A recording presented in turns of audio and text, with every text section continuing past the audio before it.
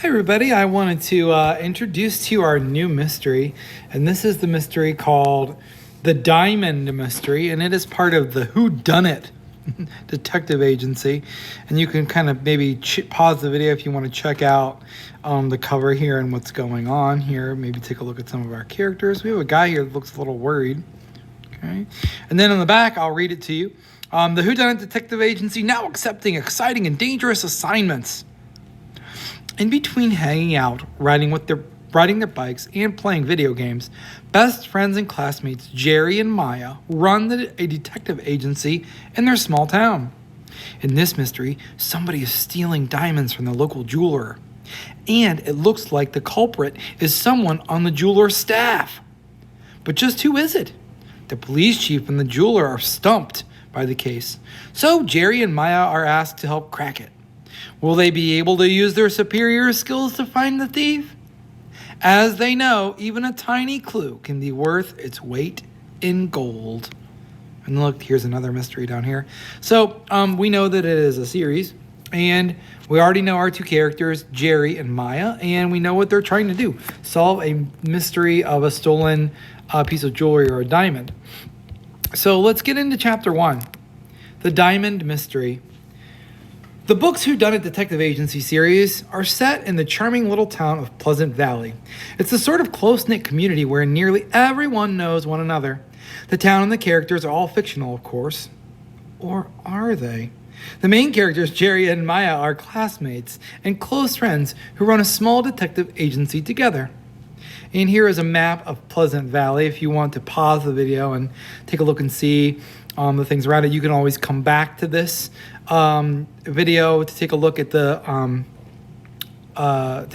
this particular map.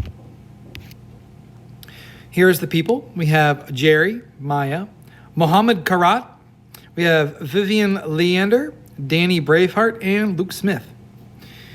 The chapter 1 is called The Detective's Office.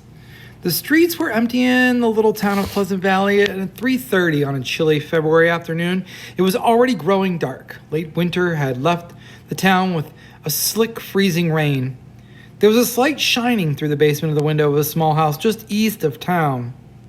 Inside, the two children enjoyed the cozy warmth of the basement. Their names were Jerry and Maya, classmates and good friends from school.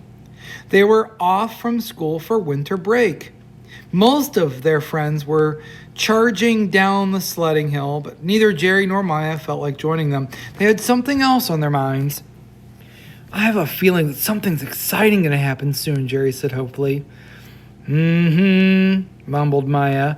She had her nose in a book as usual. The two classmates had set up a small office in Maya's basement, and they sat in the two old armchairs that stood next to the table piled high with books. More volumes of thick books. Maya's dad's detective stories lined the walls. Maya and Jerry liked to sit in this room and read.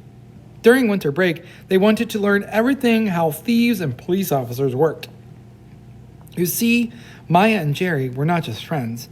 They were partners as well. Together they ran a detective agency, the Whodunit Detective Agency. A detective, of course, is a type of police officer who wears regular clothes instead of an official uniform. A detective carries out investigations and spies on suspects, takes photographs and looks through binoculars.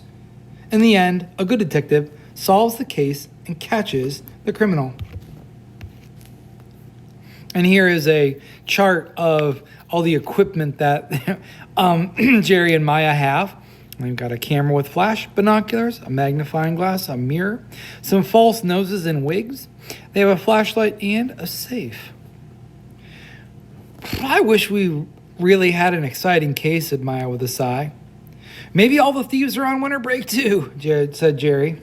Maya opened the tidy cabinet to make sure everything that was inside it was well organized. It held everything they needed for their detective work. A camera with a flash to take photos in the dark. A pair of binoculars to spy on things from far away. A magnifying glass to check for fingerprints. A mirror to peer around corners. Several false noses and wigs to disguise themselves. A few flashlights to use when it was dark. And a safe to protect the money that they've earned. But their safe was empty because nothing exciting had happened for a long time. But once it did, Jerry and Maya were ready. They had put up signs all around Pleasant Valley on nearly every street light and door that they had hung posters that said, "The Whodunit Detective Agency, now accepting exciting and dangerous assignments. Lost wallets and runaway cats recovered. Low prices, tax included." So while Jerry and Maya waited for an exciting case, they researched detective stories. Maya was just about to fill Jerry in on the book she was reading, and it was a story about a dog napper who stole dogs tied up outside stores and then called the dogs' owners to demand ransoms for the poor pooches. Maya was upset just thinking about it. This was one criminal that she would really like to catch. But before she had a chance to describe the case to Jerry, there was a knock on the door. Jerry and Maya looked at each other in surprise. Who could it be? And that's where I'll stop. Chapter 1.